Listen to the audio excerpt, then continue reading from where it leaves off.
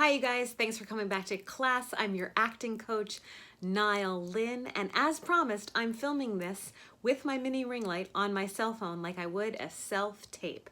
So, what do you need to do the minute you get a script? Break it down. That's what this class is about, how to break down your script.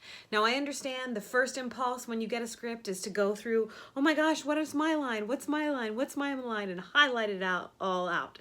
Don't do that. Don't just highlight it and then start memorizing your lines. You're going to highlight it, but first I want you to read the script for discovery. Now, ideally, before you perform a role, you read a script 100, 120 times like Anthony Hopkins does. But in the world of film and television, you don't always have that time, especially for an audition. So I'm assuming that most of you are breaking your scripts down for auditions first and then for roles later. So I'm going to start with that audition breakdown of a script first, a fast, quick way to get it all broken down really, really fast. And what is breaking down a script? Well, it's analyzing it and taking out the chunks and figuring out what's happening in the world of your character and in the imaginary circumstances of the script. So the first thing that I want you to do is read the script for discovery. Without a highlighter, you can have a pencil. Ideally, it's a pencil because you might have to erase things just in case a note does come up. But just read it for discovery. And the first thing you want to discover about your script is, what is the genre? Is it a comedy or is it a drama? Is it like a gory horror movie drama or is it a family drama?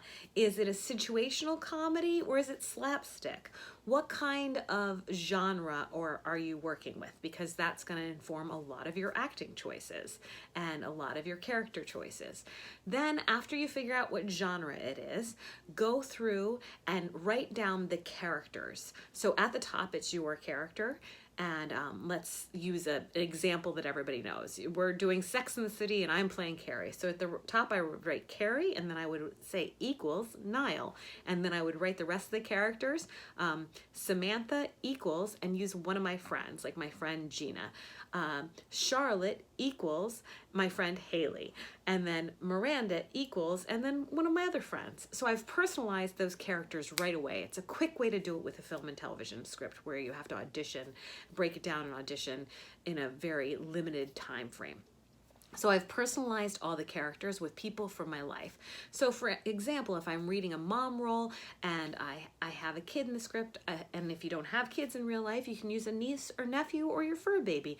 Whatever brings out that mom side of you. If you're playing a teacher, but you're not a teacher, maybe you're used to instructing people in something else, and so you use people to play your students. And any kind of example like that. If you have coworkers, you can make it your coworker in real life or your friend if you don't have coworkers. So just replace everybody in the script with real people in your life and personalize it as quickly as possible. Then you're going to keep reading for discovery, going through, and I want you to mark any time there is new information that might change the scene, because those are going to be your beats later. Now, you don't have to beat it out right away and mark it all up right away, but it depends on how much time you have. You might want to make broad brushstroke choices right away. Like, there's new information here, so that's a beat. And I put a line on the page or a line in between the dialogue if the beat occurs in the middle of a paragraph. So I put like a little dash, and if it's at the bottom of the paragraph, I put a line, or the bottom of a section of the scene, I put a line. So beats are, and breaking down your scene into beats is when something changes in the scene because of some new information. So for example, let's say you're a medical examiner, you're at the medical examiner's office, this is NCIS, you're figuring out, what happened and how this person was killed, was it shrapnel to the brain, blah, blah, blah, and you're figuring this out and you're telling the investigating officer that's coming in, what you think it is, but then your coworker in the lab comes in and gives you new information. That probably changes the scene, and that might be the beat. Or, for example, you're Reese Witherspoon in Legally Blonde, and you're all happy and you're going out with your boyfriend and you think he's going to propose that day. Everybody knows that great scene where Reese Witherspoon does that hilarious comedic crying, right? So she thinks this is going to be the best day of her life, and then all of a sudden at dinner he's breaking up with her. And shift, the scene changes. That's a beat change. That's a huge beat change. There can be smaller beat changes in the middle of a paragraph. There can be bigger beat changes. And a beat is a time, a lot of times, to take a pause, but not just like, oh, pause, like a robot with nothing. It's like you're changing, and in that change, a lot of times you take a moment, you know? And so it's what they call a pregnant pause. It's full of life and information. So you have your genre, you have your personalizations, you've gone through the script and marked out your beats or when things change in the scene. The other thing you can do while you're breaking down that script is circle key phrases or key things that are said about your character by other people and about yourself by yourself. So your character talking about your character. The other thing that you can do while you're breaking down a script is to write out the subtext. So what does that mean? So that, I'm going to use a monologue for that example. What I like to do is write out the entire monologue on this side of the notebook, right? So I would write it all out. And then on this side of the notebook, write out the subtext or the inner thoughts of the character, the inner thoughts. Now, in that process, in order to have the subtext, while you're doing this or before this, when a word comes up that you don't know, look it up and write the definition down of the word. You can write that on your script too. Like, let's say you have your script here and you don't know what a word means. You can write the definition down on your script. So I go through and I do all those things. As you can see, the script was written all over, everywhere. Just so much writing on the script. I draw little pictures. This is a beat change here. I don't know if you can see that. It's hard to see. This is a dash was the beat change. There was a beat change here. So I write on the back of the script. I make notes on the back. There's notes all over this script. Notes all over. There's personalization. I've written a lot of my subtext on the script in this one, in the corners. So when it's just one line, sometimes you can write the subtext and nobody has to be able to read it. It's just for you, you know? And I've read this script this many times. So I write down how many times I read it during this process. So 10, 20, 30, 40, 45 times. The bare minimum for me, I like to read it before auditioning, before going on tape, is 50. I feel very confident if I've read it 50 times. Now, that doesn't always happen. Sometimes you don't have that much time. Sometimes you go into the audition, they say, oh, we called you in for that, but can you read for this now? And they hand you another script, you get to go out in the hallway, and, you know, then I furiously break things down, make choices, personalize, write my list at top, and decide where I was in the moment before, who I'm talking to, what I want, and I go and I make a choice because you don't have time. So if I didn't cover that already, one of the other things you want to decide is who you're talking to. What do you want from them? What is your goal in the scene? What do you want?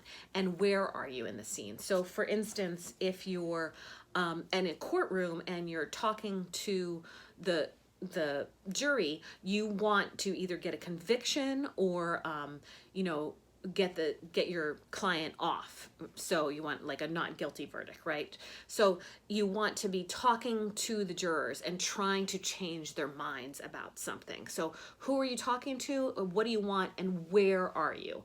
All of those things, write that down. Your objective in the scene is what you want from the person you're talking to. You're going to have obstacles. Write down the obstacles, what's getting in the way of getting what you want, and then you're going to want to raise the stakes a lot of time. Now, if the scene doesn't say what the stakes are, sometimes it does, but sometimes in film and television, when you just get sides, it doesn't.